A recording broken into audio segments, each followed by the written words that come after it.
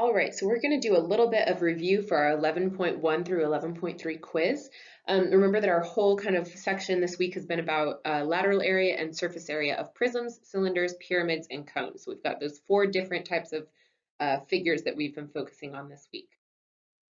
Okay, so normally in class, I have students work on a little error analysis with really common errors that students make on the quiz before I kind of go over things or let them work on their homework. So I'd ask you to treat this like we were in class. So we've kind of gone over our sections for the week. We're gonna have a review day in class. This is your review day. So really use this, pause this screen right now, and take a couple of minutes to just kind of go over this by yourself and in your notebook and write down some ideas. So it's an error analysis. What did Jeremy do wrong in each problem? Your job is to fix the error and find the correct answer. Pause the screen now, please, and work on this by yourself for a couple of minutes.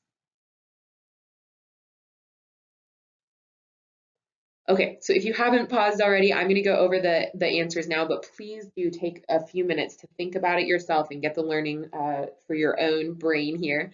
So if you look on this first problem, we have a trapezoidal prism. So he's finding the perimeter, the lateral area of the base. What I noticed was that instead of finding the actual area of the base, he used 18.9 for the base, which is actually the perimeter, and didn't find the area. So we know that the formula for surface area is the lateral area plus 2 times the area of the base, right? So we should have the area of each of those trapezoids. So in order to fix it, we're going to actually have to find the trapezoid area, right? So remember that the area of a trapezoid is 1/2 times the height times base 1 plus base 2. So remember when we talk about height here too, we're talking about just kind of the isolated height of the trapezoid, not the height of a prism. So the height of the trapezoid here is 3. So I'm going to do 1/2 the height of 3 times base 1 plus base 2, which is 2.8 plus 8.1. That gives me a total area of 16.35 units squared. So if I go back and plug this into my formula and replace everything with 16.35 for the area of my base, I'm going to have 264.6 plus 2 times 16.35. And then that will equal my new correct surface area, which is actually 297.3 units squared. So then for his work for the lateral area on this cone down here, we're not even trying to find the total surface area here. He got to the lateral area and got stuck. So he's using pi RL. Remember I said yesterday it should be 2 pi RL divided by 2, but the 2's can cancel out. So if he uses pi RL, the radius is 8, and he's using 15 for the slant height. Remember that the slant height has to be the height from the base up to the vertex that goes on that outside, on that lateral face. So he's using 15, and 15 is actually just the height of the cone, right? So to fix it, we're going to have to use the Pythagorean theorem to find the slant height. So here's my Pythagorean theorem over here. And notice, by the way, that we do have a right triangle that I could outline here. Wow, that's a terrible outline. I apologize. But you get the idea, right? We could have our little right triangle right there. Maybe I should fix that a little bit better. So if we use our Pythagorean theorem, you can see over here, a squared plus b squared, 15 squared plus 8 squared equals L, or slant height squared.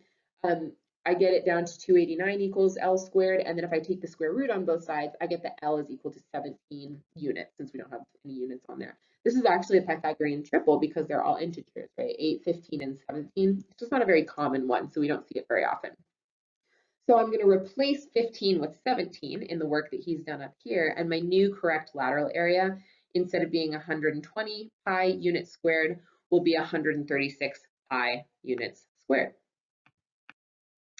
One more error analysis here is that your friend draws the net of a prism shown, and what is your friend's error? So take a minute to think about that.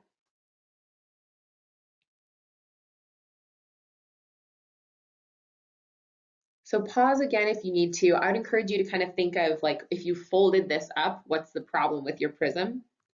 So here's what I jotted down. This is just kind of my thoughts really quickly as I was typing things up. But they didn't remember to put a top on the prism. There should be a top and a bottom, a left and a right, and a front and a back. But there are only 5 sides in this net, right? So maybe this piece and this piece could be the front and the back. This piece and this piece would be the left and the right. But then if this is the base right here, where's the other base, right? What kind of matches up with that shape? So really our friend is going to want to kind of have some other length drawn on here to match up with this space.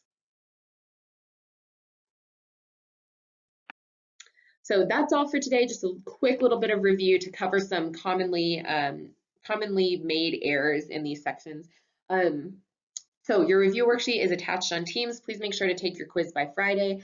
And calculators and formula sheets are encouraged strongly on the homework and on the quiz. That's all for today.